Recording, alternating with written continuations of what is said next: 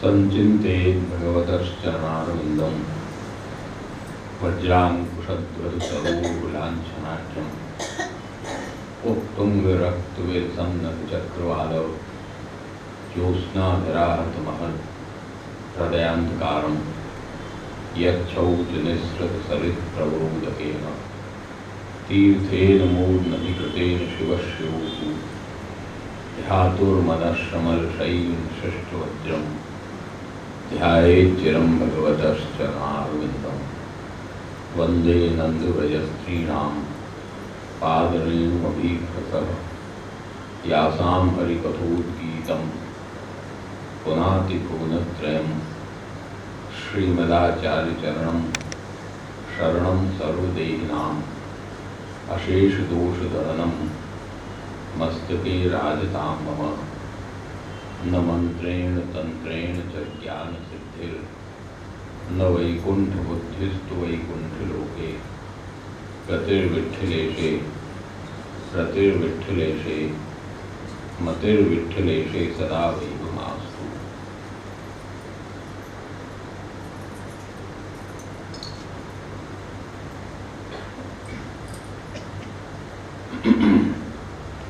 सर्वप्रथम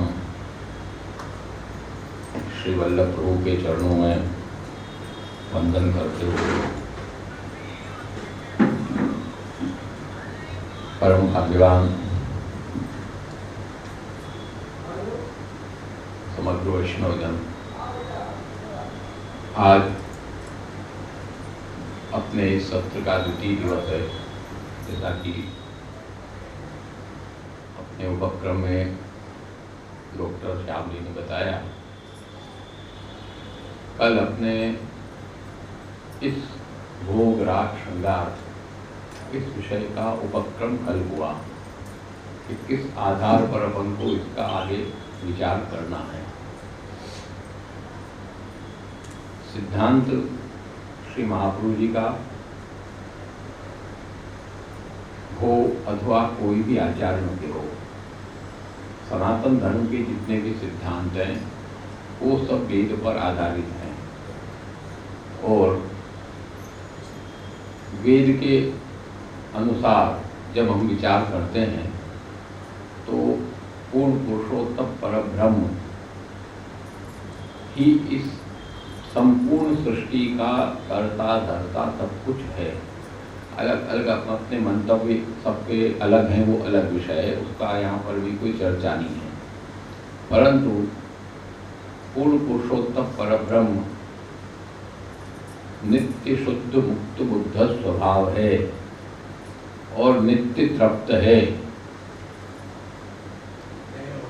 उसको कोई चीज की आवश्यकता नहीं है, वो तो नित्य तृप्त है। उसको कोई भी वस्तु की आवश्यकता हम करें तब उनके हो, ऐसा उसकी आवश्यकता नहीं होती है। ये मूल जो सिद्धांत है उसको हमको पहले मन में समझ लेना चाहिए। प्रभु जो भी लीला सब आप करते हैं वो भक्त मनोरथ पूर्णार्थ आप करते हैं, भक्तों के मनोरथ को पूर्ण करने के लिए करते हैं। और भगवत लीला जो भी होती है उसमें एक चीज हमको खास ध्यान में रख के चलना है कि क्रिया सर्वा के सही वात्र परम कामो न विद्यते। श्री महाप्रभु जी पहले इस कारिका से स्पष्ट कर देते हैं कि क्रिया सब वही है। मेहनादीनि वास्तव धार्ष्ट्यानुशति कुरुते मेहनादीनि वास्तव। प्रभु ने सब लीलाएं की। जैसे एक छोटा बच्चा माता की गोद में मलमूत्र त्याग भी कर देता है, सब कुछ होता है, माता सब कुछ उसका कार्य करती है। उसी तरह प्रभु ने भी सब लीला की, नहीं की ऐसा नहीं है। परंतु क्या प्रभु के ये सब चीज की आवश्यकता है? नहीं है। वहां कोई मलमूत्र का त्याग भी नहीं है, कुछ भी नहीं है वहां। तो हमारे यहाँ तो हम भोजन करते हैं तो भोजन करें, जो हमारा वो कचरा होता है वो मल के रूप में निकलता है, बाकी सब रक्त, मांस, अस्थि वगैरह सब तत्व उसमें से बन जाते हैं और बाकी का कचरा होता है वो मल द्वारा बाहर निकल जाता है। परंतु प्रभु के ये सब कुछ नहीं होता, उनके अंदर ये प्रक्रिया नहीं है। वहां तो आनंद मात्र करपाद मुखो दराली, वहां दूसरी कोई प्रक्रिया नहीं, आनंद स्वरूप है आप। वहां ये सब प्रक्रियाओं की आवश्यकता नहीं है, वो तो नित्य जागृत है। इसलिए इस चीज को सबको पहले हमको समझ लेना चाहिए। उनको कोई भी चीज लाग लपेट या कोई भी लौकिक स्पर्श वहां नहीं करता है। इसलिए भगवत संबंधित जो भी कुछ है, भोग, राग और श्रृंगार, जो भी कुछ भगवत संबंधित है, उसमें कभी भी हमको लौकिक बुद्धि का एक लेश मात्र भी अवधान नहीं करना। इस बात को पहले मन में समझ लो अच्छी तरह से, क्योंकि जब हम उसका वर्णन करें उसमें जरा भी लौकिक बुद्धि का प्रवेश कराने का विचार तक मत करना, क्योंकि वो प्रभु भगवत लीला है। वो कोई दूसरे प्राकृत बालक का वर्णन हम नहीं कर रहे हैं, हम मतलब शास्त्र नहीं कर रहे हैं। तो यहाँ पर जो भी भगवत लीलाएं हो रही है वो सब पूर्ण पुरुषोत्तम परम ब्रह्म की लीला है। इसलिए वहाँ पर कोई चीज दोषयुक्त नहीं है।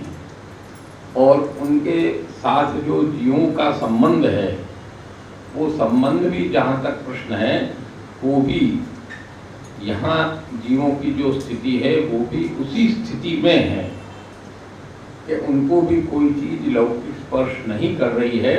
तब वो जीव भगवत सन्मुख होकर के उस लीला के भागी बन सकते हैं, बाकी नहीं।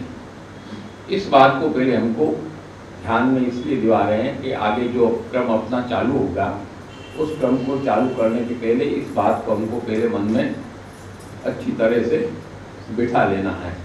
तब इस लीलाओं का अनुसंधान हम शुद्ध हृदय से, शुद्ध भाव से कर सकते हैं, नहीं तो नहीं कर पाएंगे। क्यों, उसमें कहीं न कहीं लौकिक प्रवेश हो जाए तो ऐसा है ना कि अमरस पीते पीते बीच में कंकर आ जाए तो क्या हो, सब मजा किरकिरा हो जाता है ना। तो मजा किरकिरा नहीं होना चाहिए। इसलिए हमको जब भी उस चीज का विचार करें तो केवल वही भाव हृदय में रख करके हमको विचार करना है। अस्तु। तो अब अपने यहाँ प्रथम जो कल जैसे अपन ने क्रम को बताया, वो प्रथम यहाँ पहले भोग से अपन प्रारंभ करेंगे।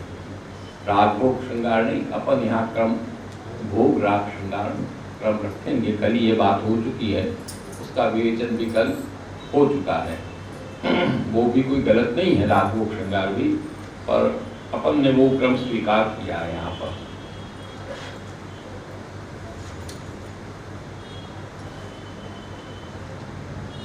अब इसमें कल जो अपने एक विषय शुरू करके हमने छोड़ दिया था, सुबोधनी जी वाला, कि श्रीमद् भागवत में एक द्वितीय स्कंध, आज सुबह हमने देख लिया, द्वितीय स्कंध में एक श्लोक आता है, ददर्श तत्राखिल सात्वताम पतिम श्रेयपतिम यज्ञपतिम जगतपतिम।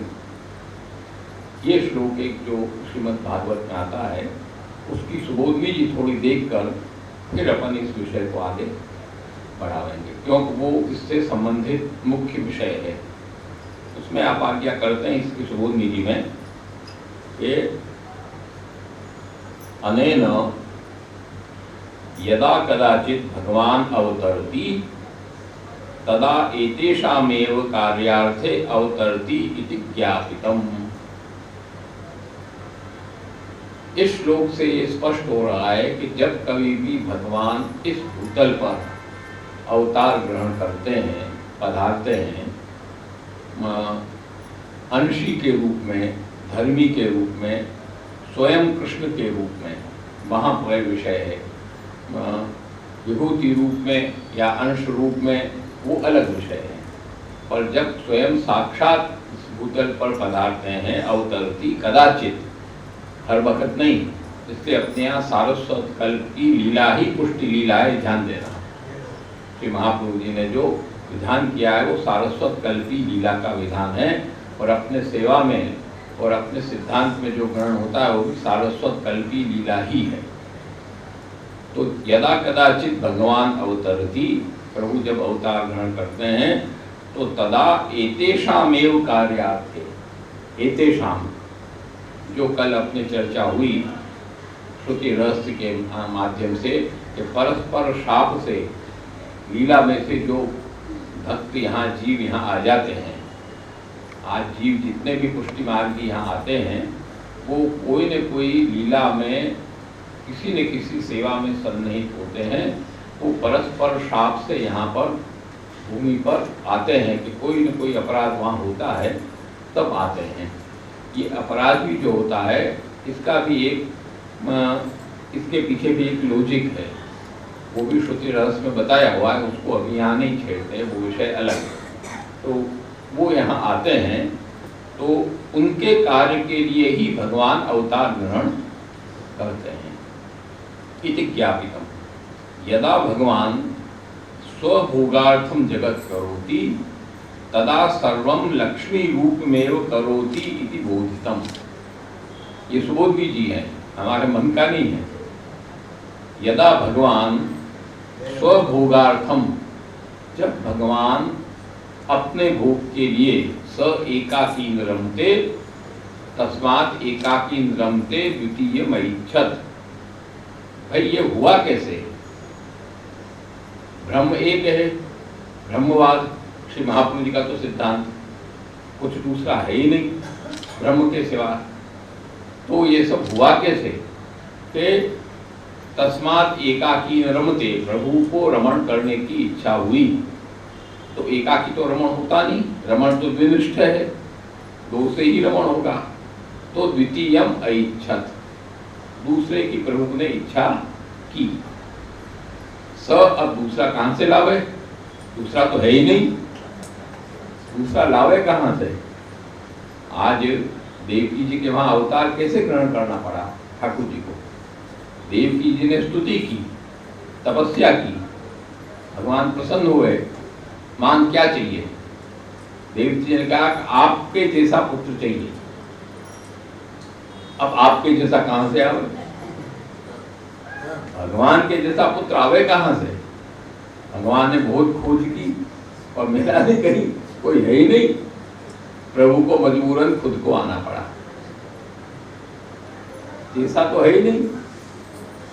भगवान जैसा कौन होगा? आज हमारे तुम्हारे जैसे तो मिल जाएंगे भाई, नहीं मिल जाते हैं, बहुत मिल जाते हैं। अरे तो डबल रोल में काम होता है, समझ नहीं होता पिक्चर में, एक सर के दो हो जाते हैं, दो मिल जाते हैं। अरे ये तो इसके जैसा है, इससे तो बहुत मिल जाते हैं, परंतु भगवान जैसा तो मिलना कोई प्रश्न नहीं है। वो तो एक मेवा द्वितीय ब्रह्म, कहाँ से मिलेगा? प्रभु को खुद को आना पड़ा। तो यदा भगवान स्वभोगार्थम जगत करोति, अपने भोग के लिए प्रभु को जब इच्छा होती है तो वो जगत की रचना करते हैं। और वो जगत की रचना जब होती है तो प्रभु उसमें स्वयं क्रीड़ा करते हैं। परंतु जब वो रचना करते हैं तो सर्वम लक्ष्मी रूप में वो करोति, सब लक्ष्मी रूप ही करते हैं। क्योंकि प्रभु को जब उसका भोग करना है तो उसमें लक्ष्मी तत्व होना कंपलसरी है, नहीं तो नहीं होगा।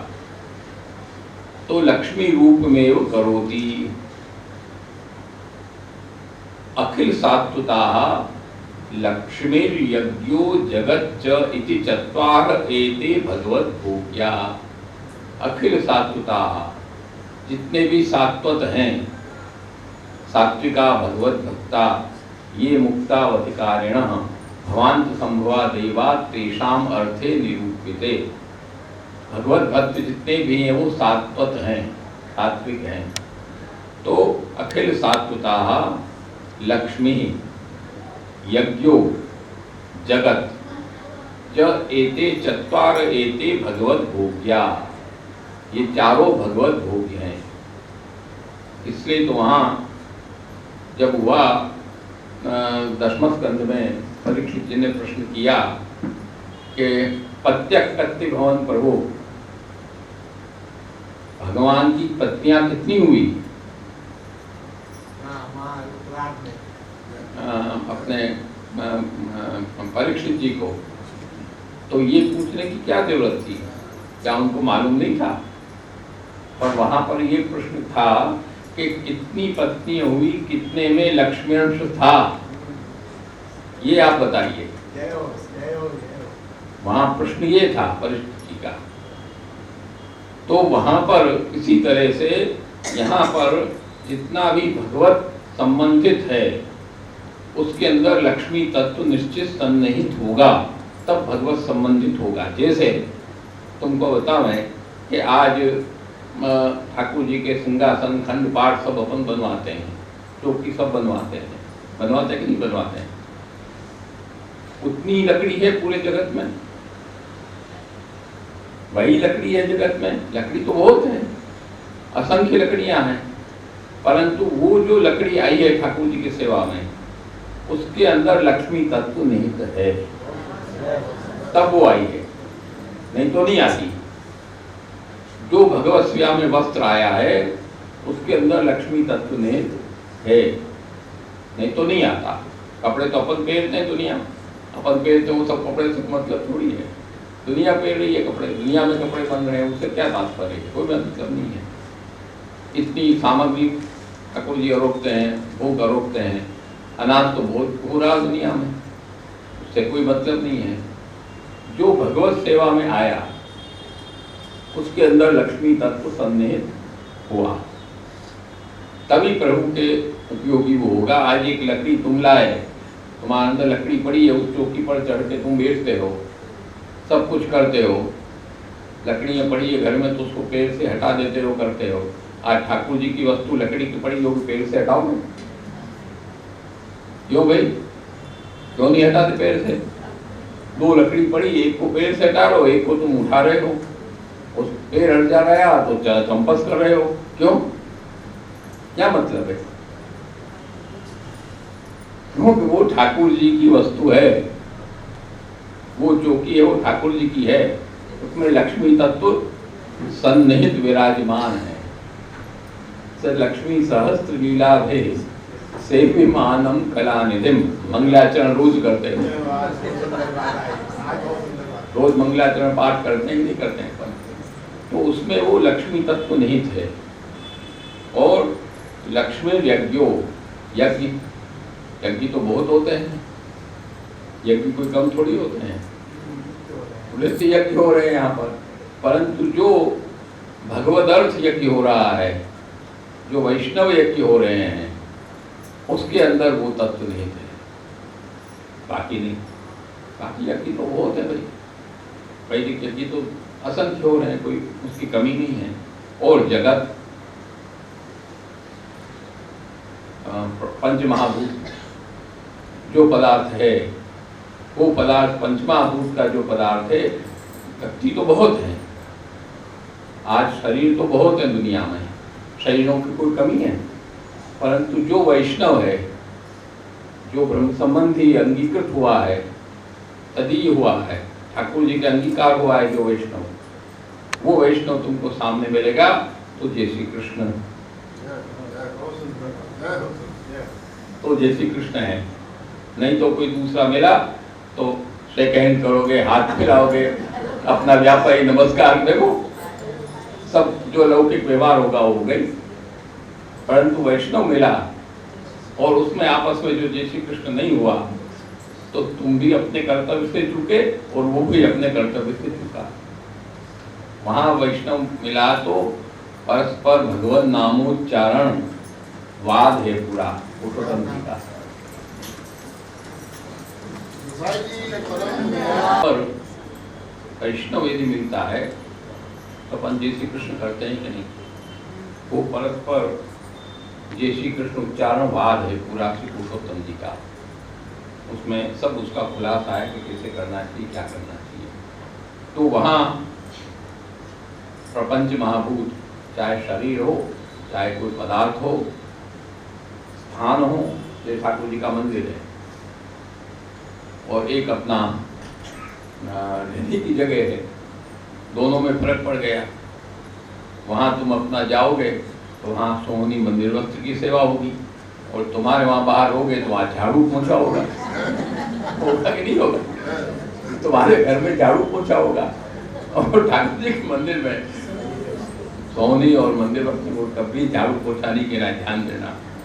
ठाकुर जी के मंदिर में कभी सोहनी मंदिर वस्त्र को झाड़ू पोछा मत कहा करो, वो कहते हो तो अपराध होता है। वहाँ तो श्री यशोदा जी, अरे श्री लक्ष्मी जी के भाव से अपने केश पार्ट्स का स्वरूप है सोहनी। सोहनी को पेड़ भी नहीं लगना चाहिए। ठाकुर जी की से मंदिर की सोहनी अलग रहती है और बाहर की सोहनी अलग है, चीज दोनों वही है, पर वहाँ लक्ष्मी तत्व सन्निहित हो गया, वहाँ लक्ष्मी तत्व सन्निहित नहीं है। इसी तरह पोछा वो आंचल का भाव है, इसलिए उसको भी पैर से नहीं किया जाता। पैर से पोछा घस दो, ऐसे नहीं होता। वो भी हाथ अपने कमर झुकाकर हाथ से ही पूरा मंदिर वक्त किया जाता है। अब तो ये दशा है, क्या घर में तो सेवा करते नहीं है, वहाँ तो करते नहीं है, और वहाँ जाते हैं अपने फिटनेस के लिए, क्या कहते हैं उसको, वहाँ जिम में, वहाँ पोछा कराते हैं। पोछा कराना चाहिए आजकल पोछा कराते हैं, लाइन से सब लेडी से पोछे करती है। वहाँ धन्य है, ठाकुर जी के मंदिर को छोड़ के वहाँ पोछा कर रही है, पागल, पैसा दे के। ऐसी दशा है आजकल, घर में तो करती नहीं है, वहाँ पैसा दे के पोछा कर रही है। तो ये स्थिति है। तो वो जो सब वस्तु है, वो वस्तु में सब में लक्ष्मी तत्व सन्निहित है। तो इसी तरह से श्री महापुरुष आज्ञा कर रहे हैं सुबोधनी जी में कि अखिल सात्वता लक्ष्मी यज्ञो जगत जयति चत्वार एते भगवत भोग्या। एवं इसीलिए श्री हृदय चरण ने भी आज्ञा किया है कि श्री कृष्ण, श्री मदाचार्य तथा श्री विठ्ठलेश्वर तथा लीलास्थ सामग्री नैतस् साम्यम कदाचन। इसका साम्य कहीं भी हो नहीं सकता। इसलिए जो भी विषय यहाँ पर अपन लेंगे सामने, उस विषय को उसी रूप में हमको देखना है, प्राकृत भाव से उसको नहीं देखना है। अब जो अपना सर्वप्रथम राग भोग राग श्रृंगार में भोग का विषय जो है, उसमें वल्लभाष्टक के चतुर्थ श्लोक से इसको अपन आगे बढ़ाएंगे। वल्लभाष्टक का जो चतुर्थ श्लोक है वो है प्रादुर्भूतेन भूमौ ब्रजपति चरणाम भोज सेवाख्यवर्त्म प्राकट्यम यत् कृतं ते तदुत निज कृते श्रीहुताशेति मन्ये यस्मादस्मिन् स्थितो यत् किमपि कथमपि क्वाप्यपाहर्तुमिच्छत् त्यद्धा तद्गोपिकेशः स्ववदन कमले चारुहासे करोति। इसका मूल बीज ये है, इस विषय का भोग राग श्रृंगार में भोग का मूल बीज मंत्र ये है, वल्लभाष्टक का चतुर्थ श्लोक। सीधा सीधा इसका अर्थ करें तो प्रादुर्भूतेन भूमौ, भूमि पर प्रकट होने के द्वारा ब्रजपति चरणाम भोज सेवाख्य वर्त्म, ब्रजपति के चरण कमल की, अम्भोज माने कमल, उनके कमल की सेवा वाला जो वर्त्म माने मार्ग है। यहाँ ब्रजपति की सेवा वाला मार्ग नहीं कहा, ब्रजपति चरणाम भोज सेवा, इस बात को ध्यान देने का। ये सब ग्रंथियाँ हैं, रस ग्रंथियाँ हैं, खाली नहीं तो ब्रजपति मार्ग के देते, ऐसा नहीं कहा है। ब्रजपति चरणाम भोज सेवाख्य वर्त्मा, चरणारविंद की सेवा करने वाला जो मार्ग है, उसमें प्राकट्यम यत् कृतं ते, आपने जो अपना प्रागट्य किया है, उस मार्ग को जो आपने प्रकट किया है, तद उत निज कृते, वो जो है निज कृते आत्म संतोषार्थ है, अपनी प्रसन्नता के लिए है। श्री महाप्रभु जी ने अपनी प्रसन्नता के लिए वो मार्ग किया है। श्री हुताशेति मन्ये, हुताश माने श्री महाप्रभु जी।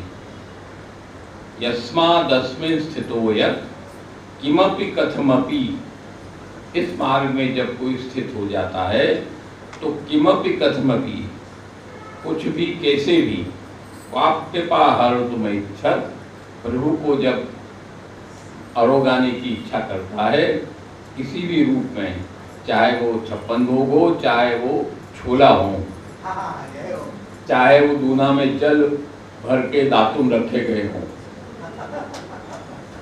कृपा हर्तुमिच्छत् त्यद्धा तद गोपिकेश, उसको जो गोपिकेश कहा, यहाँ संबोधन है गोपिकेश, स्ववदन कमले, अपने वदन कमल में चारु हासे, प्रसन्नता पूर्वक, मुंह बना के खाते हैं ऐसा नहीं है ठाकुर जी।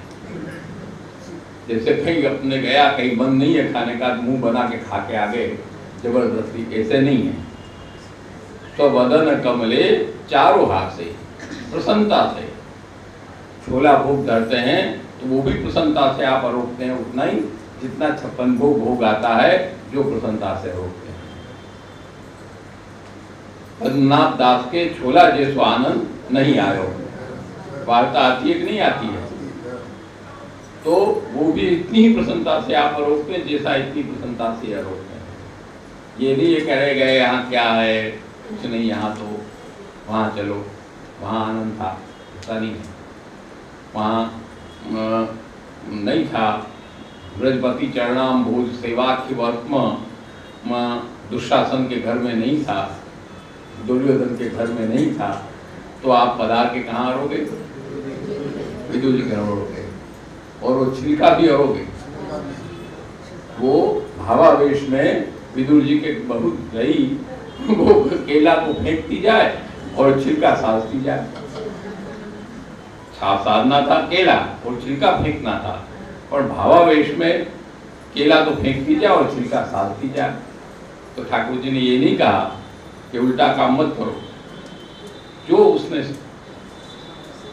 कथमपि वाप्यपा हर्तुमिच्छा, जैसे कैसा भी, जैसा भी उसने प्रेम से परोसा, प्रभु ने अरोगा, ग्रहण किया। तद्धा तद गोपिकेशः, उसको प्रभु अद्धा माने साक्षात, स्ववदन कमले, दृष्टि से नहीं कि किसी के माध्यम से नहीं, साक्षात सीधा अपने मुखारविंद में उसको अंगीकार करते हैं। इसलिए साक्षात भोजन, इस बात को हम छाती ठोक के अपन कह सकते हैं कि साक्षात पूर्ण पुरुषोत्तम पर ब्रह्म का भोजन सिवा श्री वल्लभाचार्य चरण के मार्ग के कहीं भी नहीं है, साक्षात नहीं है। माध्यम से होगा, तुमने यज्ञ में आहुति डाला, भगवान को पहुंच गई, बराबर है, कोई मना नहीं है। तुमने ब्राह्मण को भोजन कराया, भगवान को पहुंच गया। अतिथि को खवाया, प्रभु को पहुंच गया। गाय को डाला, ठाकुर जी को पहुंच गया।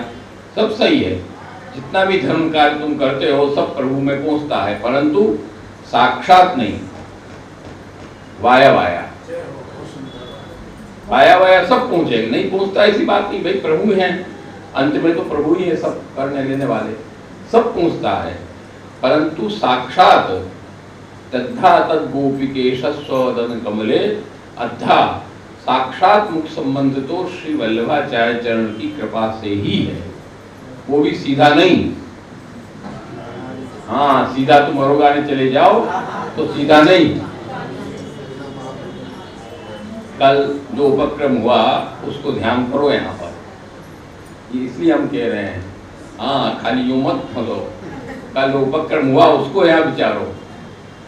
महाप्रभु जी का स्वरूप का जो उपक्रम कल हुआ है उसको यहाँ विचारना है। इस यहाँ स्ववदन कमले अद्धा अंगीकार करते हैं, वो क्यों है कि वहां पर राधिका मुख संबंध के बिना नहीं साक्षात्कार है, क्योंकि श्री महाप्रभु जी का वही स्वरूप है। जैसे सांचा में ढाल देते हैं स्वर्ण को, कल हमने बताया रहा, स्वर्ण को सांचे में ढाल देते हैं, इसलिए तो कृष्णास्यम है श्री महाप्रभु जी। स्वर्ण को पतला करके रगड़ा करके सांचा बना के अपन ढाल देते हैं, इसी तरह से वो उभय युगल प्रिया प्राणेश का उभय का जो अमृत है, लोकामृत है, वो गुणगान दशा में जो मुखारविंद में ढल गया, वही तो श्री महाप्रभु जी का स्वरूप हो गया।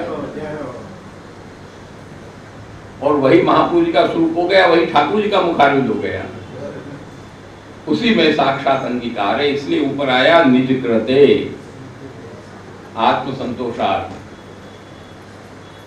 इसलिए वह निज कृते शब्द ऊपर श्री गोसाई जी ने दिया है। हाँ, तदुत निज कृते, आत्म संतोष का मतलब यहाँ स्वार्थ भावना नहीं है, निज कृते तब ही संबंध है, सीधा नहीं तो संबंध नहीं है सीधा। वो आत्म संतोष श्री महाप्रभु जी को तभी होगा कि जब उस माध्यम से जीव प्रभु को अंगीकार कराएगा। इसलिए तो ठाकुर जी को भोग धरो तो कहानी किसकी दो? श्री महाप्रभु जी और श्री गोसाई जी की। यदि कहानी तुमने नहीं दिया तो कुछ भी नहीं, कोई भी सेवा नहीं। चाहे तुम मनोरथ करो, चाहे तुम वस्त्र पधराओ, चाहे तुम कुछ करो, कहानी तो वही लगेगी। बिना उस कहानी के मुख संबंधी नहीं है, साक्षात मुख संबंधी नहीं है, क्या करोगे? वाया वाया भले ही हो, साक्षात मुख संबंध नहीं है। वो तो साक्षात मुख संबंध तो तभी होगा। इसलिए निज कृते श्री हुताश इति मन्ये, ऐसा मानते हैं। क्योंकि इसलिए अपना मार्ग जो है वो विरह ताप का मार्ग है, ये बात समझो। क्योंकि मुख अग्नि का स्थान है, मुखाधिष्ठात्री अग्नि का स्थान मुख है। तो ये बड़ी गंभीर विषय है ये सब।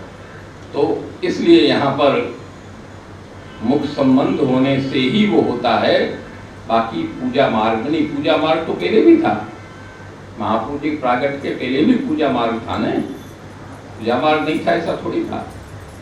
और पूज सेवायाम अर्थ लेकर के दूसरे पूजात्मक सेवा मार्ग भी थे,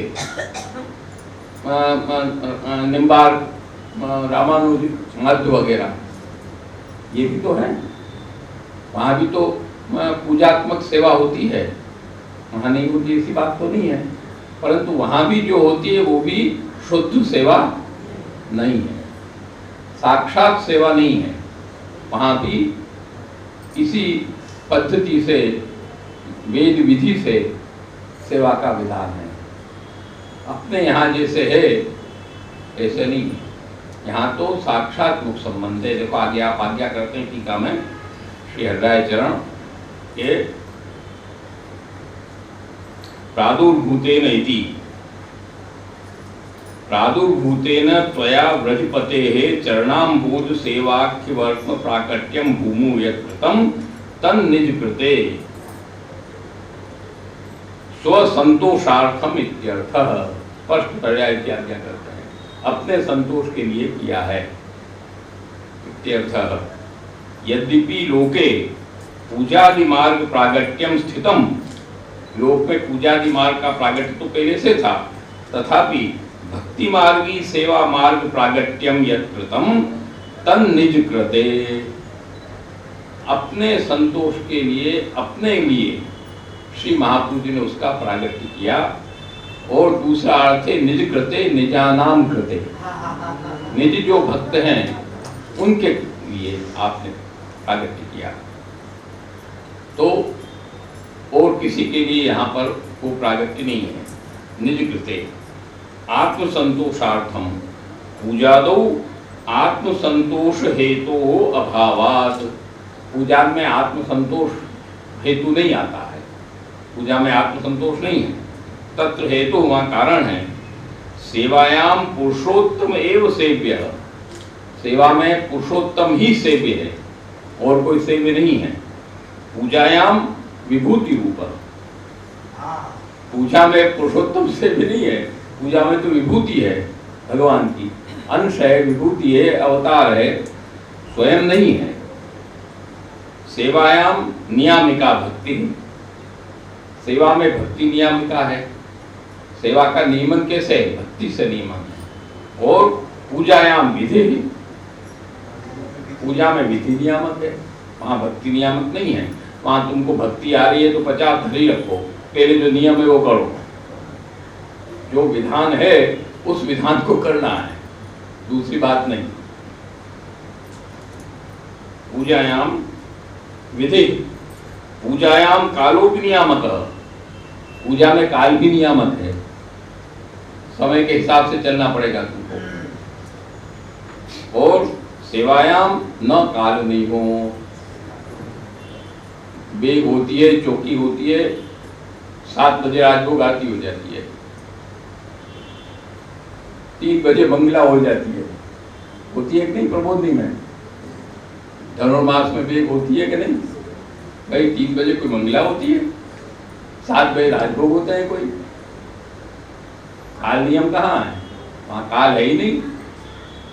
परंतु भक्ति मार्ग में होगा, प्रभु जब जगे तो मंगला हुई, प्रभु जगे तो प्रातः काल हुआ, प्रभु कोड़े तो शयन हुआ। वहाँ काल नियम नहीं है, पूजा में काल नियम है, पूजा में नहीं चलेगा का। सेवायाम न काल नियमो भक्त मनोरथाधीनत्वा, क्योंकि प्रभु भक्त मनोरथ के अधीन है। ये बड़े गंभीर शब्द हैं, इस बात को ध्यान देना। पूजायाम नैवेद्यादि उपचाराणाम पूज्य संतोष जनकत्वेन दृष्ट जनकत्वेन अदृष्ट जनकत्वम, पूजा के अंदर पूज्य संतोष जनकत्वेन नैवेद्य आदि जो उपचार होते हैं, पूजन में नैवेद्य समर्पित किया जाता है वगैरह जो भी कुछ वो होते हैं, उसके अंदर पूज्य का संतोष का उत्पन्न करने वाला होता है, वो साथ साथ में पुण्य का जनकत्व भी होता है, अदृष्ट जनकत्वम। आज तुम पूजन कर रहे हो किसी देवता का, उससे तुमको पुण्य मिल रहा है ना, पुण्य के लिए करते हो, नहीं तो किसके लिए करते हो भाई? पुण्य के लिए हम करते हैं पूजन, हम इसके लिए करते हैं पूजन। आज कई बार यहाँ प्रश्न आते हैं करवा चौथ करें कि छोड़ना पड़ेगा, करना पड़ेगा। करवा चौथ करते किस लिए करते हो? अपने पति के आयुष्य के लिए करते हैं, ऐसे करते हैं। पुण्य जनकत्व है ही सबका। तो अदृष्ट जनकत्व सेवायाम तु, सेवा में समर्पित वस्तु नाम साक्षात उपभोगेन सर्व दुर्लभ पुरुषार्थ साधकत्वम।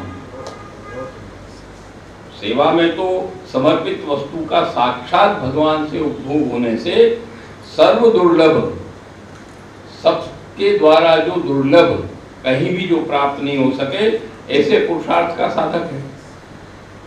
इसलिए तो वहाँ श्री महापुरुष जी को एक समय चिंता चित आई, दैवी कहे विधि जाने ही जाई, तब श्री जी बाबा को प्रकट होकर के बताना पड़ा। श्री महापुरुष जी आचार्य स्वरूप में विराज रहे थे उस समय, तो उनको यही चिंता थी कि कैसे होगा पूजा मार्ग और वैदिक विधि से कराएंगे तो जो मूल बात है वो कहाँ तक पहुँचेगी, उस फल को कैसे प्राप्त करेगा आदमी। और जब तक उस फल को प्राप्त न करे, आत्मसंतोष न हो महापुरुष जी को। जिस कार्य के लिए आप पधारे हैं, जो कल अपने वर्णन आया, स्वानुभाव प्रकटन हृदय त्याज्ञा प्रादुरासी भूमो यस्तन मनुष्या कृते करुणस्तम प्रपद्ये हुताशम, ये सिद्ध नहीं होगा हेतु। आत्मसंतोष क्यों कहा है ये समझो, हेतु सिद्ध नहीं होगा तो क्या करें? ये चिंता आपके अंदर इसलिए ब्रजपति चरणाम भूत सेवा कहा, ये ध्यान देना। वहां ब्रजपति सेवा नहीं कहा। ये शब्द भी आगे बताएंगे, बहुत ध्यान रखना दिमाग में। तो वहां पर आत्मसंतोष नहीं है, तो सर्व दुर्लभ पुरुषार्थ का साधन जब तक न हो तब तक श्री महाप्रभु जी को संतोष कैसे हो? और श्री महाप्रभु जी को संतोष न हो तो ठाकुर जी को संतोष कैसे हो? प्रभु ने किस लिए आपको बधाया नहीं है? इसलिए ही तो आपको यहाँ भेजा कि जीव साक्षात अंगीकृत जीव की हो, ये आप कार्य करो जाकर वहां पर। इसलिए तो श्री महाप्रभु जी यहाँ पधारे लीला में से इतना परिश्रम लेकर के, और वही काम न हो तो क्या मतलब है? आत्मसंतोष ही न हो। इसलिए सर्व प्रकार वैलक्षण्यात् पूजा मार्गस्य असंतोष हेतुत्वात्, पूजा मार्ग तो असंतोष का हेतु है, उसमें ये चीज हो ही सकती थी। इसलिए भक्ति मार्गी सेवा प्रकटनम सेव्य चरणयो अम्भुजत्वोक्त्या, इसलिए भक्ति मार्गी सेवा का प्रकटन आपने किया और सेव्य के चरण का अम्भुजत्व ने कमल, चरण कमल बताने का जो कारण है वो सेवने अत्यंत सुखदत्तम ज्ञापकम, सेवन में अत्यंत सुखदत्त जो है वो बताने के लिए यहाँ चरणारविंद का उच्चारण आपने रखा, कमल। ये गोपी गीत करते हो तो नहीं आता है? चरण कमल हमारे बक्षस्थल पे रखो, नहीं आता है? कौन सा श्लोक है?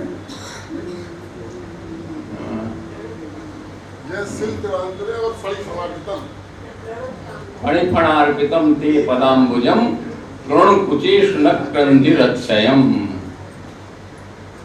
आता है नहीं आता है वो? इसलिए चरणाम्बोध सेवा, वो चरणाम्बोध सेवा की अपेक्षा है यहाँ पर। उस चरणाम्बोध सेवा की यहाँ अपेक्षा है, उस चरणाम्बोध की सेवा यहाँ पर अपेक्षा है, तब श्री महाप्रभु जी को संतोष हो, नहीं तो संतोष न हो। वहाँ तो आपके शेष सैया पर प्रभु खो रहे हैं और लक्ष्मी जी साक्षात चरण सेवा कर रही है, और यहाँ नेक पलोटों पाए, और यहाँ क्या है? नेक पलोटों पाए। है कि नहीं? विपरीत, विपरीत है कि नहीं? वहां तो यूं है, यहाँ यूं है, तो यहाँ यूं है, तो यहाँ दोनों तरफ ही लगेगा। चरणाम्बोध सेवा सेव की तरफ भी लगेगी और चरणाम्बोध सेवा सेवक की तरफ भी लगेगी। दोनों तरफ लगेगी, दोनों तरफ उसका आनंद है, तब आत्मसंतोष श्री महाप्रभु जी को होगा। नहीं तो श्री महाप्रभु जी का आत्मसंतोष नहीं है। क्यों? जो श्री महाप्रभु जी का स्वरूप है, गुणगान दशा में मुखारविंद में जो प्रकट रहा है स्वरूप, वही स्वरूप तो श्री महाप्रभु जी का है, तो संतोष कैसे हो सकता है? इसलिए सेव सेव्य चरणाम भोजत्वोक्त्या सेवने अत्यंत सुखदत्तम ज्ञापितम उत इति समुच्चय तेन निज कृते इत्यत्र। अब दूसरा अर्थ भी कर रहे हैं आप, निजाहा स्वीया, निज अपने स्वयं के सेवक, तेषामपि कृते, उनके लिए भी आपने तत्प्रकार सेवा करने कृतार्थत्वाय किंच स्ववदन कमले, अपने मुखारविंद में करोति इति कथनस्य वदनाधिष्ठातृत्वात् भोजनेन तदधिष्ठातुरपि भोजन सिद्धिरिति। अब नितिकृत्य का आप खोल रहे हैं सात्विक भाव के वदन कमले क्यों कहा? चारु भाष्य करोति, ऐसा क्यों कहा? कि वो इसलिए कहा है कि निज कृते इत्यत्र निजावत हो गया हम, किंच स्ववदन कमले करोति इति कथनस्य, स्ववदन कमले करोति जो यहाँ कहा है चारुभाष्य करोति, उसका तात्पर्य क्या है?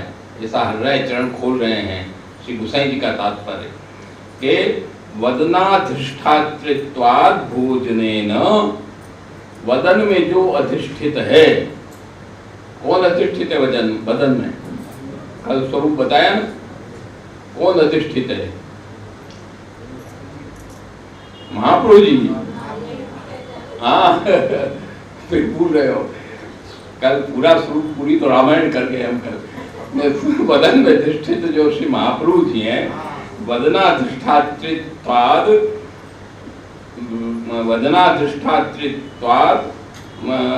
तद भोजनेन, उसके भोजन से, तदधिष्ठातुरपि, जिसके वदन में अधिष्ठित हैं उसका भी भोजन सिद्धि,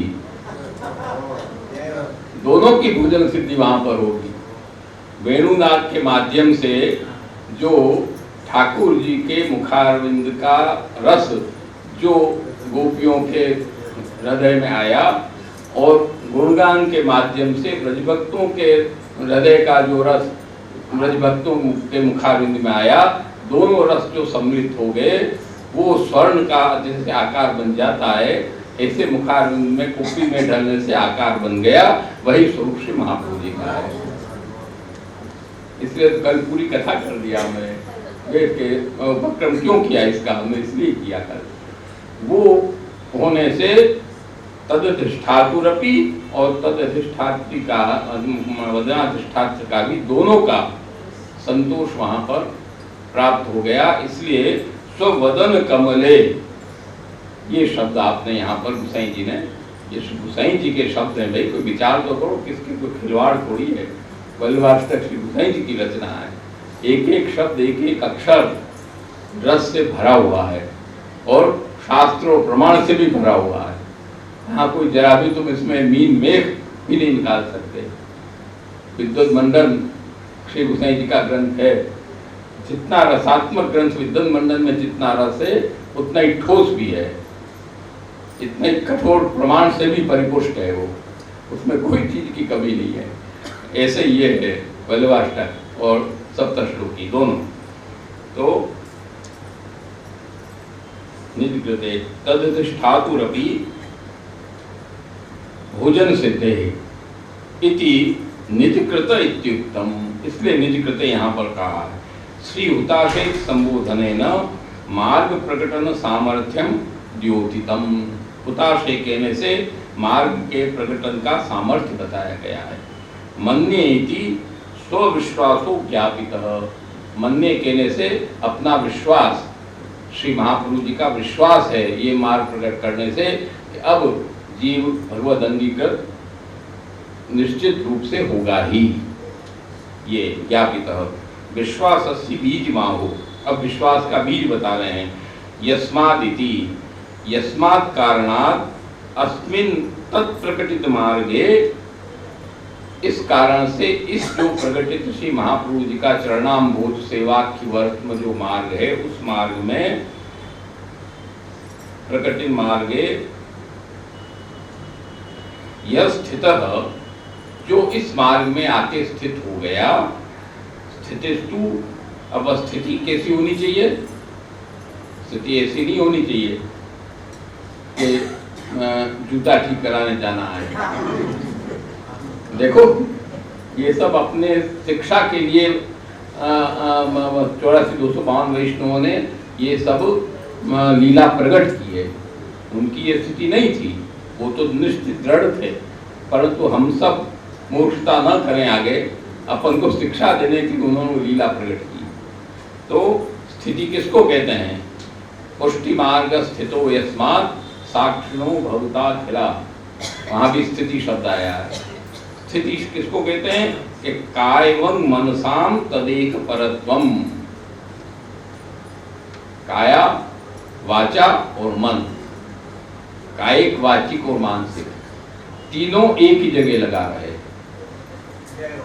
शरीर तुम्हारा कहीं लगा है, बक बक कहीं कर रहे हो, और मन कहीं पड़ा है। ऐसा होता है कि सेवा में अपने कई बार होता है, शरीर सेवा कर रहा मशीन की तरह, और मुंह बक बक कुछ दूसरा ही कर रहा है। किसी को गाली बक रहे हो, किसी को क्या कर रहे हो, किसी को क्या कर रहे हो। और मन कहीं पड़ा है तुम्हारा, वो नहीं, तो स्थिति नहीं है, तो स्थिति का प्रश्न नहीं है वहां पर, क्योंकि यहाँ स्थिति शब्द दिया है। यस्मादस्मिन् स्थितो यत्, स्थिति जिसकी हो जाए उसके लिए हो, सबके लिए नहीं ये बात है। तो तदेक परत्वम, कायिक वाचिक मानसिक तीनों जब एक साथ लग जाए, लगा के तब हम ठाकुर जी को भोग धरें, ऐसे नहीं। तीनों काया, कायिक, वाचिक और मानसिक तीनों एक होकर जब भगवत सेवा में हम ठाकुर जी को भोग समर्पित करें, श्री महापुरुष गोसाई जी की आड़ी दें, तदा तादृशो यत् किमपि विविधम वस्तु, विविध प्रकार की वस्तु, यहाँ सब चीज आ गई, भावात्मक भी आ गई, रसात्मक भी आ गई, प्रत्यक्ष सामग्री भी आ गई और भावात्मक सामग्री भी आ गई। तो विविधम किमपि वस्तु, कथमपि, किसी भी प्रकार से, केनापि प्रकारेणापि, किसी भी प्रकार से, शास्त्रोक्त प्रकार से अथवा अतिरिक्त प्रकार से, दोनों आपने बता दिए। आप कहते हैं वो शास्त्राणाम ऋष्यास्तावत् यावद मंद रसा नरा रति चक्रे प्रवृत्तेतु नैव शास्त्रम न चक्रम। बस ये खाली श्लोक सुनने का आप लोगों में सामर्थ्य है, श्लोक सुन लो इतना ही बहुत है।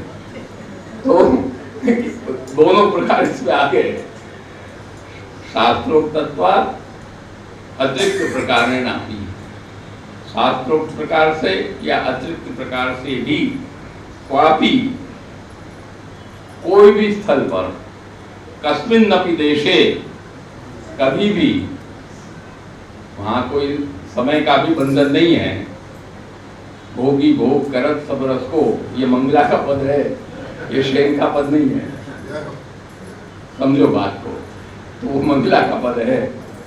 तो कथमपि क्वापि, किसी भी समय में, कभी भी, किसी भी देश में, वहां तो भगवत इच्छा और प्रभु की क्रीड़ा का प्रकार है, वहां कोई न तो देश का विशेष का विधान है, नहीं कोई कुछ है। हाँ, तो जो भगवत लीला प्रकट हुई वही सब है। देशे उपाहर्तुम समर्पितुम इच्छति, इच्छाम करोति तद गोपिकेश, वो जो गोपिकेश हैं प्रभु, यहाँ गोपिकेश कहा, स्ववदन कमले, अपने मुखारविंद में, करोति, उसको, क्योंकि रस को ग्रहण करने का मुख्य स्थान मुखारविंद है, उसको मुखारविंद से आप ग्रहण करते हैं। ये सब बड़े गंभीर रसात्मक विषय हैं, इन सब विषयों को आनंद लेने के विषय है हृदय में। तो करोति, गोपिकेश, यहाँ गोपिकेश कहा, इति पदार्थ अस्मिन् मार्गे तत्सहित एव, गोपिकाओं के साथ ही, अकेले नहीं, सपरिकर। जो गोपिका किसको कहते हैं कि जो भगवद रस को गोप्य करके स्थित रहती है, वो गोपिका है, दूसरी गोपिका नहीं है। वो भगवद रस को गोप्य करने वाली है, वो गोपिका है। तो सेव्य, अतः तत्सहित एव, उसके साथ में ही, वदन कमले करोति, ब्रज भक्तों के साथ में ही उसको वदन कमल में आप ग्रहण करते हैं प्रभु। इसलिए तो अपने यहाँ सपरिकर प्रभु का सेवा का क्रम है, सपरिकर क्रम है। ऐसे नहीं श्री जी बाबा विराजते हैं तो चारों यूथ के साथ आप विराजते हैं और आनंद से सेवा अंगीकार करते हैं निकुंजताए। तो इस तरह से वहाँ सपरिकर ग्रहण है। करोति अद्धा इति पदार्थ तत्साक्षात अंगीकरोति, साक्षात अंगीकृति है वहाँ पर, न तो मार्गांतरवत अंगीकारे भावना मात्रम इति, मार्गांतर्वत केवल भावना मात्र नहीं, यहाँ तो नैवेद्यम निवेदयामी कर के अभी बेचारे गणेश जी ने खाया कि नहीं खाया उठा के रवाना होता है कि नहीं। पूजा में नैवेद्यम निवेदयामी करके अक्षर छान दिया, तुलसी पत्र डाल दिया, काम हो गया। वहाँ भावना मात्र से अंगीकार है, वहाँ साक्षात नहीं है। और यहाँ तो ठाकुर जी को भोग धरो और आंख बंद करो, गिरिराज जी को भोग धरो, आंख बंद करो, प्रभु आनंद से भोग करें, फिर भोग सराओ, तब जाओ। तो फिर ये सब प्रकार गिरिराज जी में नहीं कराते हैं, चलो मुंह फेर लो, आंख बंद करो, होता है कि नहीं। तो फिर ये सब बड़े समझने की बातें हैं। तो गोसाई जी का नाम आता है कि दुर्दृश्य है ना, भक्त संदृश्य, दुर्दृश्य। हाँ, ये बड़ा सार्थक नाम है, कोई खिलवाड़ नहीं है नाम। दुर्दृश्य है प्रभु, भक्तों के लिए भी दुर्दृश्य है। तो इस तरह से चाहे भावना मात्र न भावना मात्र से नहीं है, वहां तो साक्षात अंगीकृति है। चारुहास इति पदार्थ रुच्या अंगीकार, चारुहास कहने से रुचि से अंगीकृति है। ऐसे नहीं कि हाँ खा लिया जबरदस्ती, रुचि से प्रेम से आप उसको अंगीकार करते हैं। जब चरणाम्बोध सेवा की वर्त्म वाला वैष्णव प्रभु को रोगाता है तब सूचित, अन्यथा हासो नोपपद्येत। यदि ये नहीं होता तो हास कैसे होता। हास्य के साथ आप अंगीकार करते हैं, प्रसन्न होकर के उसको अंगीकार करते हैं। इसलिए उसमें कोई यस्मादस्मिन् सतो किमपि कथमपि क्वाप्यपाहर्तुम् इच्छत्, किसी भी प्रकार से उसको अंगीकृति कराओ, उसमें कोई बाधा नहीं। इस तरह से ये श्लोक जो अपना विषय है, उस विषय का मूल तत्व ये श्लोक है। इसलिए अब जो भी इसी श्लोक के आधार पर इस विषय का भावात्मक स्वरूप और प्रकट स्वरूप और तात्विक स्वरूप सब हमको लेना है। और जितने अपने उत्सव विद्यमान हैं, प्रकट हैं, ये सब उत्सव में ये सब ही क्रम, अब जैसे अपने क्रम आता है वही ये है, यहाँ वही सामग्री आएगी। आज कुछ सामग्रियाँ निर्धारित होती है, वही सामग्री आएगी, दूसरी नहीं। क्यों ऐसा क्यों? भाई ये नहीं दूसरी कर दो, ऐसा नहीं होता है। अमुक अमुक सामग्रियाँ वही निर्धारित होती है, क्योंकि वो सामग्री वहाँ आने से उस समय के उस रस की अभिवृद्धि उसी सामग्री से होती है, दूसरे से नहीं होती है।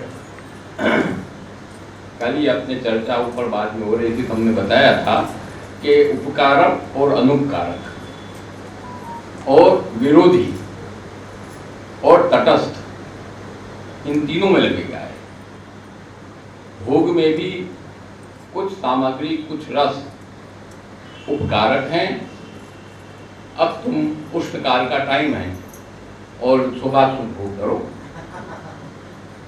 उष्णकाल का टाइम है और सुबह भोग करो चकाचक, खराबी तो है नहीं उसमें कुछ, सुंदर वस्तु है, सब चीज अच्छी है, धरोगे क्यों? क्यों मना कर रहे हो भाई? वो गर्म है, उष्णकाल है, उस उष्णकाल की जो लीला है उसके अंदर उसको यदि धरोगे तो वो उपकारक होने के बदले विरोधी हो जाएगी वहां पर।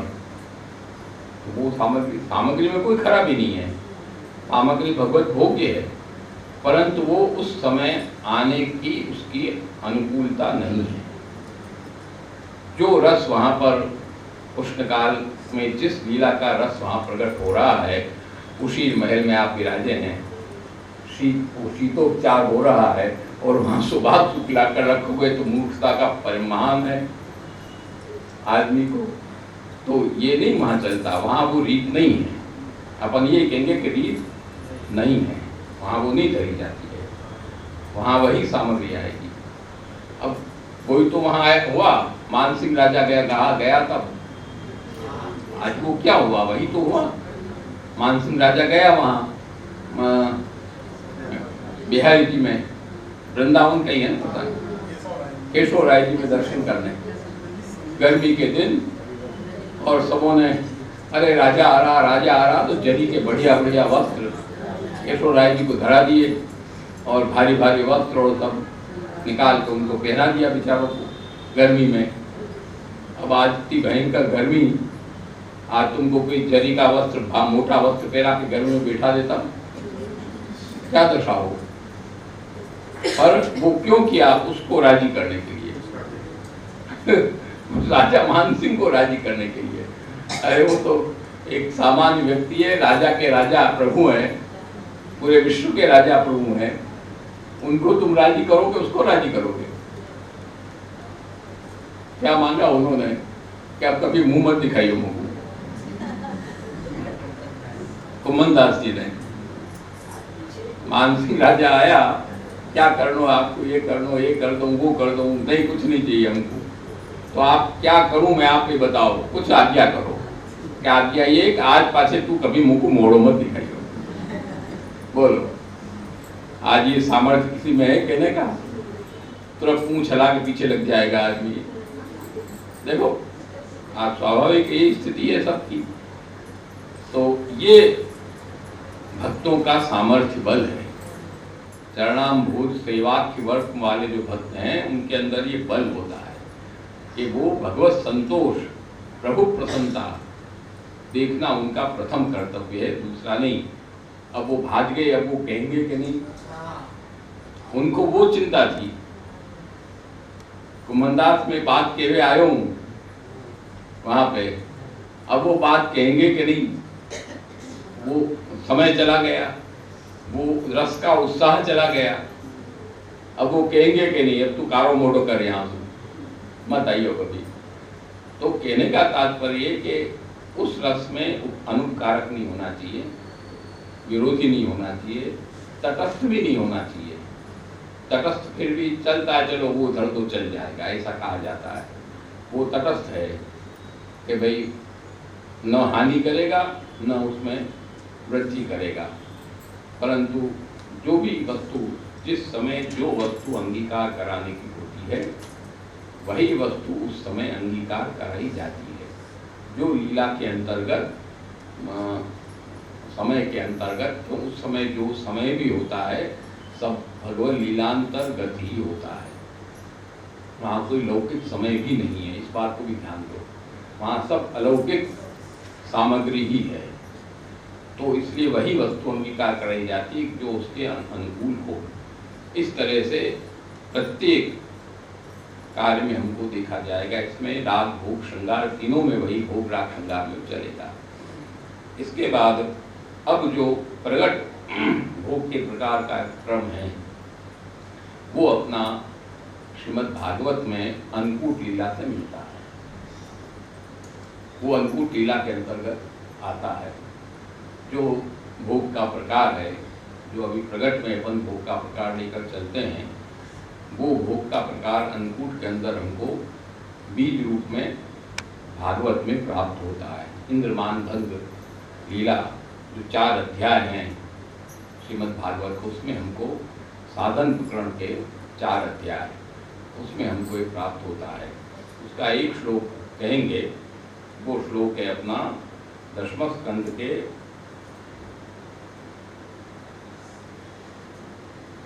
21वें अध्याय का 26वां श्लोक है। पच्यन्ताम विविधा पाकाः सूपान्ता पायसादयः संयावकूपशस्कुल्यः सर्वदोहर्श्च गृह्यताम। अन्नकूट का जब विधान हुआ तो वहाँ पर क्या चीज सब एकत्रित करना है ठाकुर जी को भोग करने के लिए, उसका निर्देश वहाँ पर किया गया कि विविधा पाकाः, विविध प्रकार के जो पाक हैं वो प्रभु को अंगीकार कराना है। पाकाः अब वो कितने प्रकार के हैं पाप? श्री महापुरुष आज्ञा करते हैं, भर्जन, जल पचन, तैल, घृत, दुग्ध, दध्यादिषु च पाका परिगृहीता। इतने प्रकार हैं पाप के। भर्जन, भुजे हुए, जल, जल में सिद्ध हुए,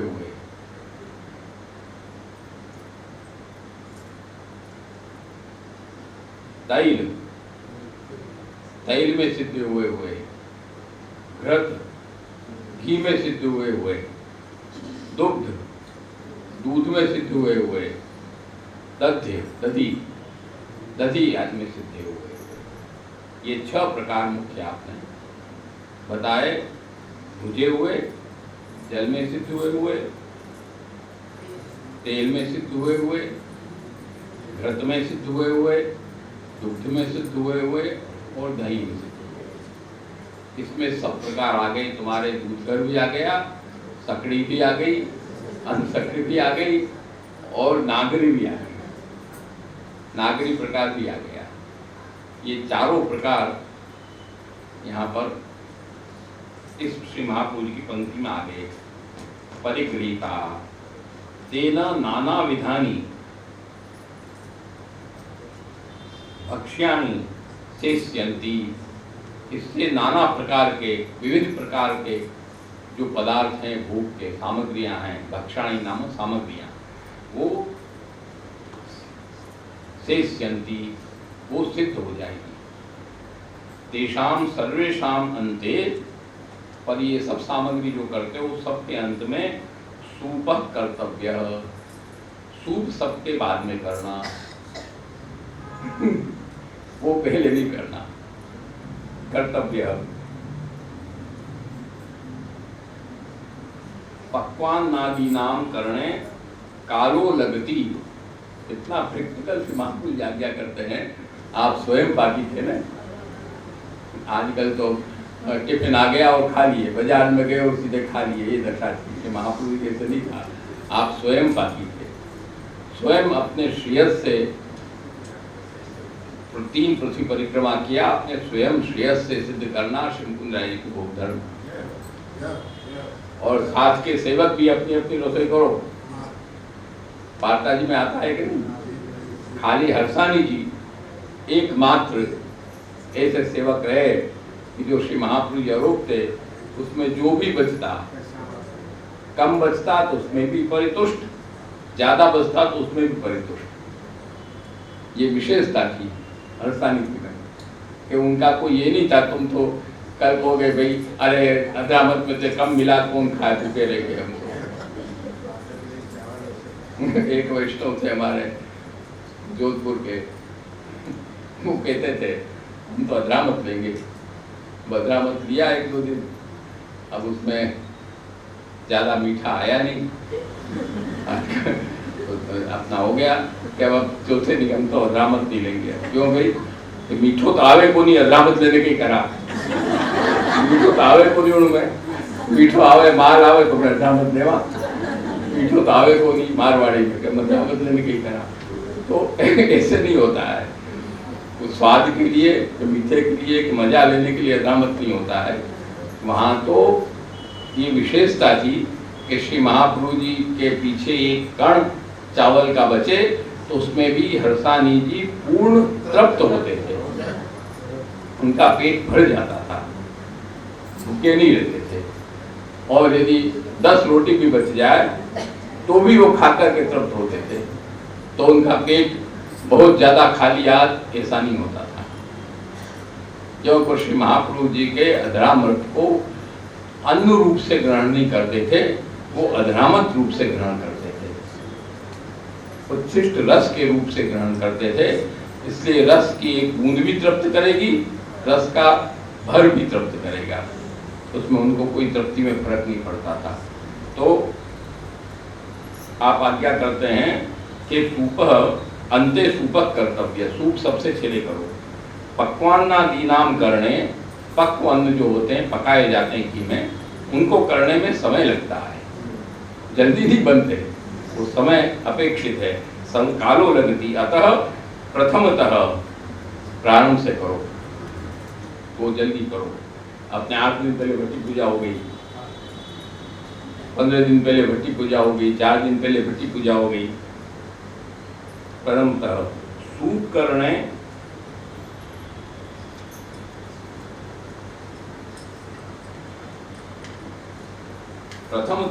करणे ओमृताम आपद्येत।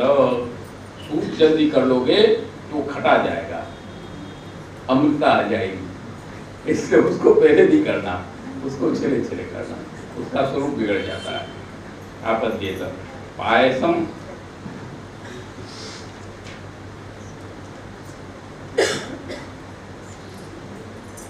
इस प्रकार इसमें सबका वर्णन श्री महापुरुष ने दिया है। सुबोध में काफी विस्तार है कि पायस की सामग्री कब करना, घी की सामग्री कब करना, तेल की सामग्री कब करना, सबके समय आपने निर्धारित किए हैं। वही समय से अपने यहाँ भट्टी पूजाएं होती है। सकड़ी की भट्टी पूजा 2 दिन पहले होती है। सकड़ी की भट्टी पूजा जल्दी थोड़ी होती है। अन्नकूट की भट्टी पूजा जल्दी हो जाएगी बाल भोग में, अनसकड़ी की, सकड़ी की बाद में होगी कि वो जल्दी नहीं होगी, क्योंकि वहाँ तो सकड़ी का प्रकार है, तेल वगैरह का प्रकार है। इस तरह अलग अलग समय सब सामग्री के निर्धारित हैं।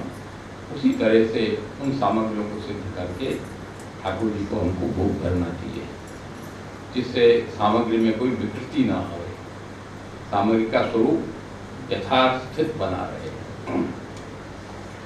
अब यहाँ पर इसके अंदर श्लोक के अंदर 5 प्रकार की सामग्री अपन को समझ में आती है।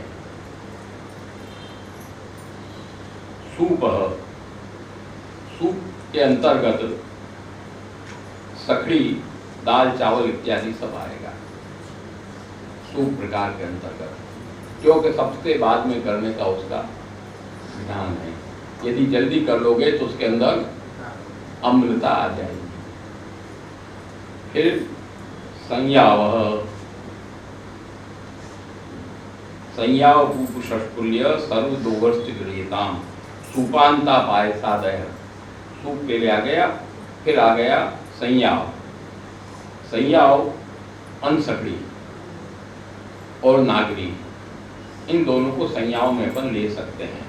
ये सब अभी विचार के विषय हैं, इन पर विचार पंक्तियों पर करके तब पूरा निर्णय हम कर सकते हैं। अभी जल्दबाजी नहीं कर सकते, इसलिए हम एक अनुमान तह बता रहे हैं।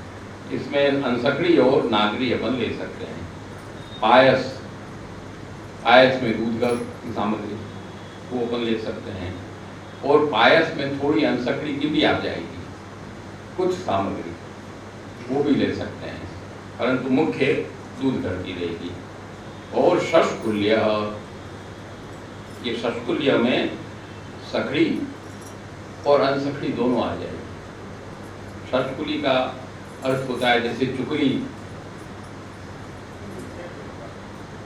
चुकली वगैरह जो सिद्ध होती है वो प्रकार है जो सकड़ी में सिद्ध होती है।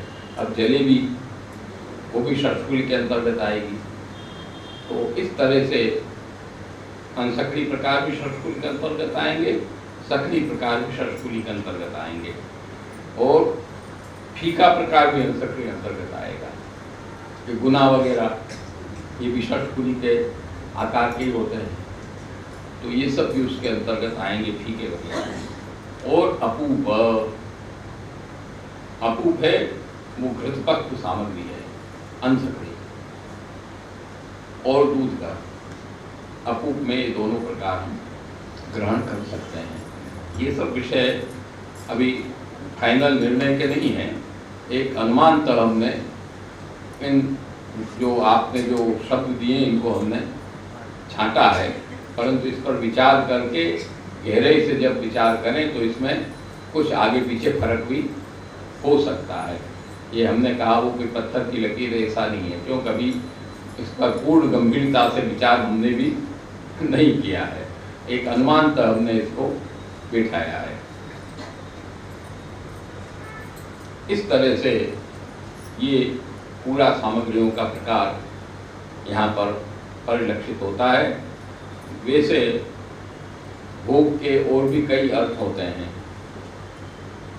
लक्ष्मी भी भोगी जाती है, धन संपत्ति भी भोगी जाती है, वो भी भोग के अंतर्गत आता है। ग्रह भी भोगा जाता है। ऐसे कई अर्थ भोग के कोष के अंतर्गत तो कई अर्थ होते हैं।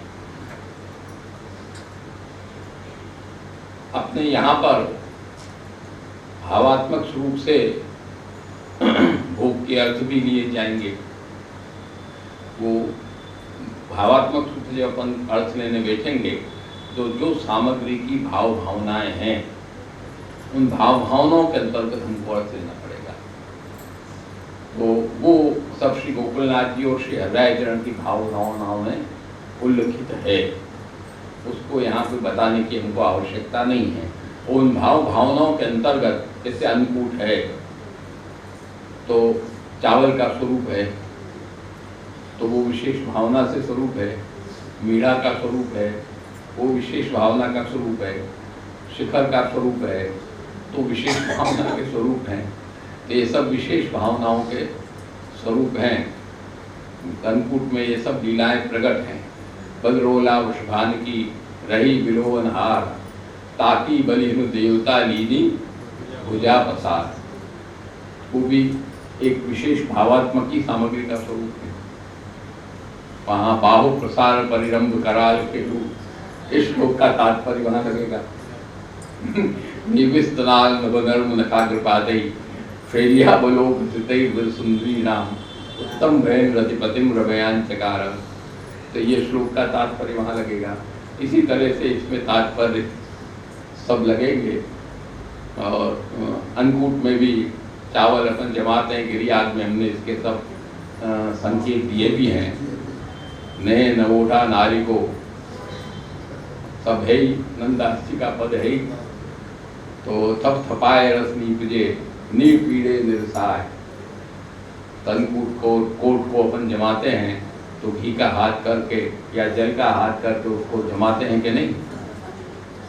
ये भी कोई खाली चावल को जमाने का प्रकार नहीं है, ये भी लीला है और उसकी भावना है। तब तो नंदास ने कहा कि थप थपाए रस नीपजे निर्पीड़े निर्साय। तो मुग्धा भाव है। तो हमने कल भी बताया, मुग्धा भाव का शेर भी सुना दिया तुमको कल हमने, दोनों चीज सुना दी। तो वो उसमें रस विशेष है ही। तो इस तरह से ये सब सामग्रियों के प्रकार, सब रहस्य लीला के अंतर्गत भी सब प्रकार सामग्री के आएंगे। और वो रहस्य लीला के अंतर्गत के प्रकार भी सब अपन को यहाँ पर यथास्थान ग्रहण करना है। कथमपि क्वाप्यपा हर्तुम इच्छत तद्धा तद्गोपिकेशः स्वदन कमले चारों हाथ से करोति। वहाँ भी वो सब प्रकारों को प्रभु आनंद से ग्रहण करते हैं। सामग्री के प्रकारों को उसी भावना से हमको सामग्री पधराना है। भाई ये किसकी भावना की सामग्री है, ये किसकी भावना की सामग्री है। खीर है तो किसकी भावना की सामग्री है, लच्छा है तो किसकी भावना की सामग्री है। ये सब इसलिए तो अपने भाव भावनाएं कि वो भाव करके ही सामग्री को हम पधरा रहे हैं। तो इस तरह से पूरा भावात्मक स्वरूप ये अति गंभीर होने से इसको इतना ही बताना उचित है। ये सब स्वरूप आनंद से श्री महाप्रभु जी की कृपा से ये सब प्रागट्य अपने कृष्ण नारायण में ठाकुर जी ने श्री महाप्रभु जी ने किया है। इतना ही कहते हुए इतना समय 8 बजे का हो गया है, विशेष नहीं कहेंगे। थोड़ा सा बाबा साहब का भी आज कर लेते हैं।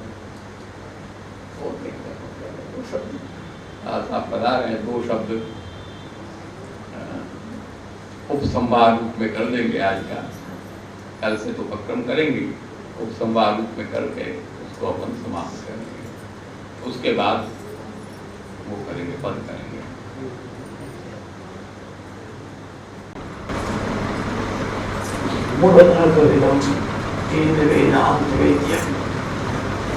लोके भक्ति प्रसिद्धे यरुत्वचरदो प्रातरासीदमानम् यस्यासि रूपमेव त्रिगुणतत्मै भक्तिवच्च सुतन्त्रम् शास्त्रं रूपं च लोके प्रकट्यते मुदाय। यस्तनोपोधीतु वन्दे ध्वजस्त्रीणां पादरेणुम् अभीष्णुस यासां हरिकथोक्तिगौरवम् श्रीमदाचार्य चरणं शरणं सर्वदेहिनामशेषदोषदानं मस्तके राजधामा प्रभुनंद कुमारो मे स्वामिनी वृषभानुजा कृतार्थुमं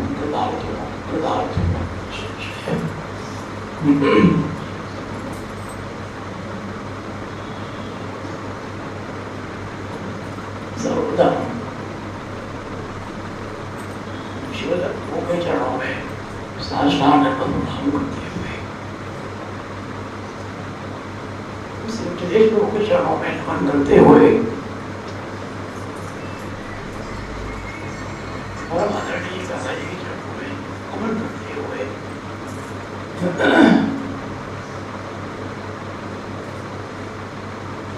उपस्थित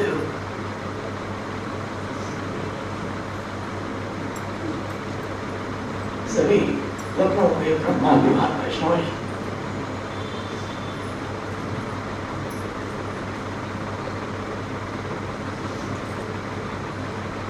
शिवकुमार प्रभु के अत्यंत अनुग्रह से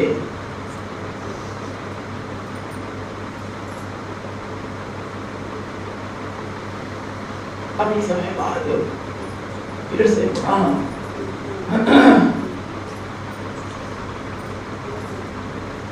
स्वतंत्र रूप से दादाजी की वाणी का सुनने का अवसर आप सबको प्राप्त हुआ।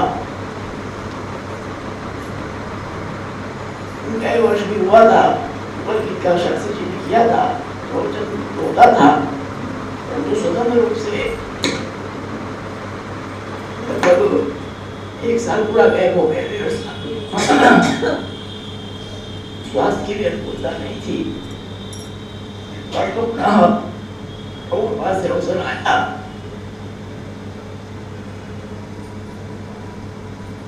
पहले तो ऐसा कोई कार्यक्रम ही नहीं था, पहले यही कार्यक्रम था कि सूक्ष्म ही रखेंगे, परंतु फिर विशेष कृपा हुई और विशेष दान हुआ।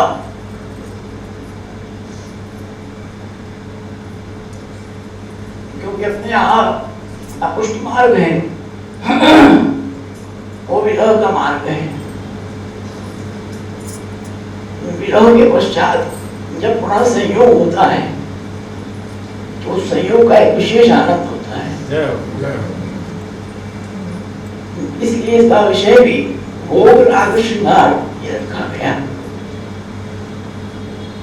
ये नया विषय वैसे तो नया नहीं है, सामान्य में बहुत प्रचलित है ये विषय, परंतु इसका जो गांभीर्य क्या है,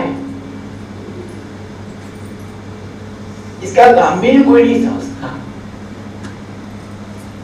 बस उसको केवल आजकल के तरीके से उसको सजा के, उसकी सजावट करके उसको बता दिया जाता है, परंतु इसके पीछे उसका क्या तात्पर्य है और क्या गंभीरता है इसकी, ये हमको समझना विशेष आवश्यक है। और जहां तक भोग का विषय है तो इसमें तुमको मुख्य यही समझना है कि पूर्ण पुरुषोत्तम परब्रह्म एकमात्र वही भोगता है, बाकी सब भोगी हैं। कोई भोगता नहीं है, एकमात्र वही भोगता है। और पूर्ण पुरुषोत्तम ने भोग के लिए ही संपूर्ण सृष्टि का किया। एकाकीन रमते सद्वितीय इज्जत, क्योंकि जो रमण है वो द्विनिष्ठ है। सृष्टि करने में मूल कारण ही ये है और कोई कारण ही नहीं है। आपने इसलिए सृष्टि की रचना ही की, भोग करने के लिए। इसलिए वही विषय आया श्रीमद् भागवत द्वितीय स्कंध तदर्श तत्राचलिस्तात्तु तामपति श्रेयप्रति यज्ञपति जगतपति, उसमें यही उसका वर्णन ही है कि ये सब भगवत भोग हैं, चाहे वेद हो चाहे जगत हो, सब वो केवल भगवत भोग ही है। इसका मूल प्रमाण यहीं से है।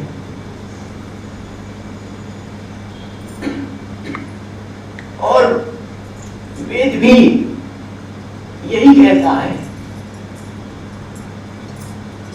कि जो ब्रह्म पूर्ण पुरुषोत्तम है वो संपूर्ण रस का भोक्ता है। अश्नुते सर्वान कामान सब ब्रह्मणा विपश्चिता, ये स्पष्ट रूप से वेद कहता है। अश्नुते अशन अर्थात भोजन अर्थात भोग साक्षात,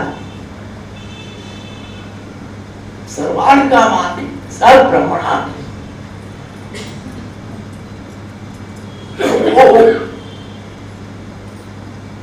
जब मुख्य तो भोक्ता प्रभु ही है, ये तो मूल सिद्धांत है, दृढ़ सिद्धांत है, इसको कोई हिला नहीं सकता। तो वेद कह रहा है, श्रुति बता रही है, परंतु श्री महाप्रभु जी की कृपा,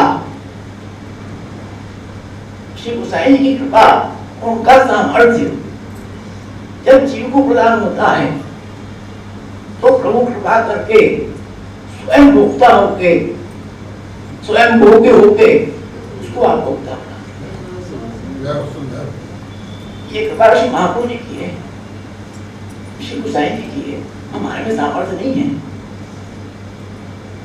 इसलिए श्री महाप्रभु जी के बिना उनके माध्यम से की कृति ही नहीं है। उनकी कृपा से मूल सिद्धांत भी, आप मूल सिद्धांत को छोड़ के स्वयं प्रभु भोग के रूप में प्रतीत हो जाते हैं। इसका प्रमाण वेदोगीत में है, जो 3 प्रकार की सुधा हमने बताई, भगवत भोग किया, देव भोग किया और भक्त भोग किया, सर्वा भोग किया इसको कहते हैं। ये सामर्थ्य वहीं पर है और उन्हीं की कृपा से हो सकता है, आगे किसी में सामर्थ्य नहीं है। तो ये भोग का विषय बहुत ही गंभीर है, इसके अंदर बड़ा गंभीर है, इसलिए यहाँ पे सब प्रकार बताया।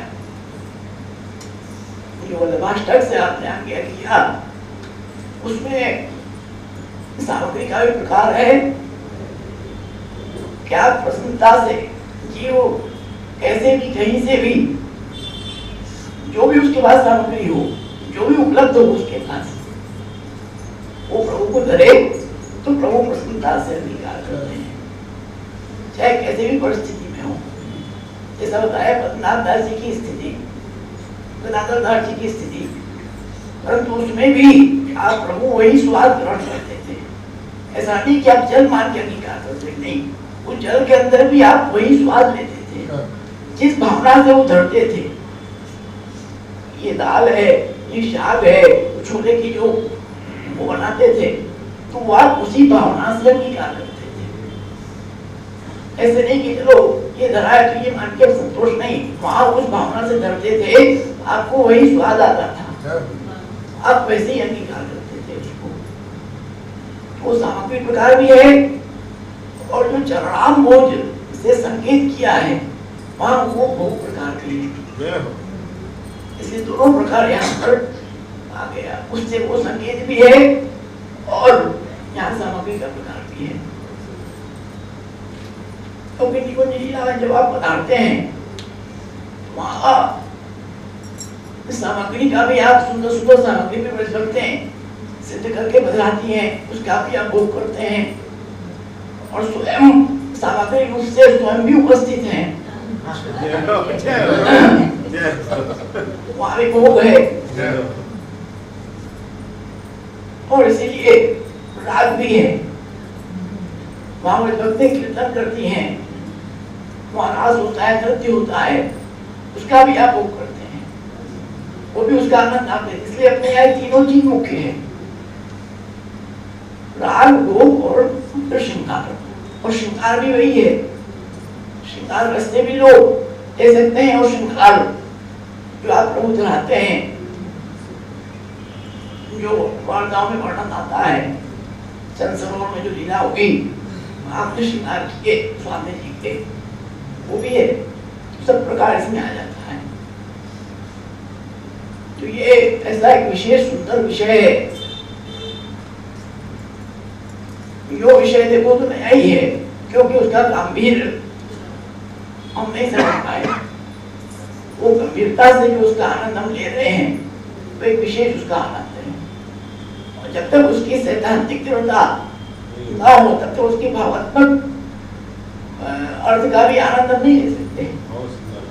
पहले सिद्धांत दृढ़ हो, उसके बाद कृपा करके प्रभु और श्री महाप्रभु जी की आड़ी से, उनकी कृपा से फिर वहां पर वो प्रभु को सामर्थ्य प्रदान करें, और तब उसका हम भोग करें, तब उसका विशेष आनंद। और तो सिद्धांत जो है वो तो नहीं रहेगा, वो नहीं मिल सकता। इस बात को ध्यान करना, वो जो भी होगा वो कृपा से होगा। जैसे फागुन की लीला भी गई, वहां पर वो छिनकल लीला है, मर्यादा नहीं थी, परंतु फिर द्वितीय पाठ सिंहासन बैठे, अभी चल राजनीति, फिर वो सिद्धांत आके, वो पंडित आके वहां दृढ़ हो गई, क्योंकि वो जो दृढ़ है वहां से हिल नहीं सकती। तो इसी प्रकार वेद की श्रुतियां है, उनका जो वचन है वो जो दृढ़ है, वहां से हिल नहीं सकता। कृपा से जो दान हो जाए वो प्रभु की इच्छा पे है। ये वो सोच लेना कि हमको दान हो गया तो हमको भी हो जाएगा, हम जब चाहेंगे तब हो जाएगा, नहीं होगा, अभी भी नहीं होगा। जरा सा वहां पर सोच लिया तो प्रभु अंतर ध्यान हो गए। प्रभु ने तो वहां पर दान करने का ही सोचा था, परंतु वहां समझ में नहीं आया, और हम आया तो वहां पर प्रभु अंतर ध्यान हो गए। तो वहां ऐसे नहीं चलता, ये ऐसा जितना अपना सिद्धांत सरल है, कृपा का है, उसके साथ साथ सावधानी भी उतनी ही है। उसमें ये ना हम समझ लें कि प्रभु हमारे प्रभु ने कृपा कर दी है तो अब हमारे माध्यम से ही हो जाएगा, नहीं होगा। वो तो कृपा हुई है, प्रभु चाहेंगे तो कृपा होगी, नहीं चाहेंगे तो नहीं होगी। ये इसको ध्यान में रखते हुए सिद्धांत को दृढ़ करके जब आगे हम चलेंगे, तब उसका विशेष आनंद ले पाएंगे। जो कृपा से प्राप्त हो जाए वो आपका अनुग्रह है, उसमें हमारा कुछ नहीं है। श्री महाप्रभु जी, श्री गोसाई जी की कृपा का अनुग्रह है। नहीं कह के विशेष समय न लेके इसका कल परसों और आनंद लेना है, ऐसे इसका आनंद लेंगे। नहीं कह के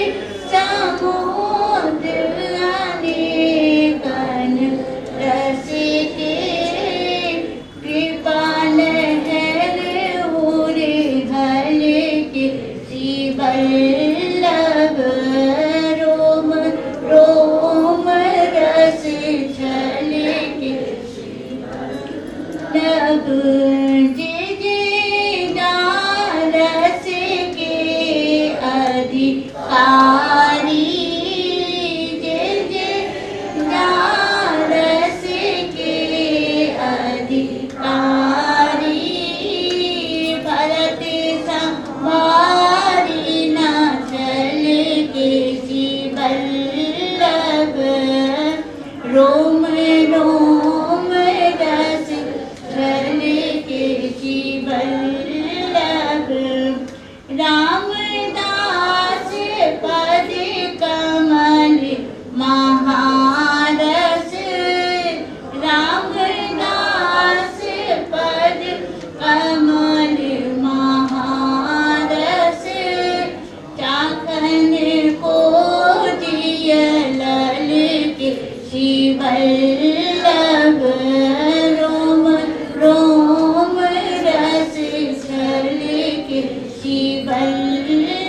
Jagannatha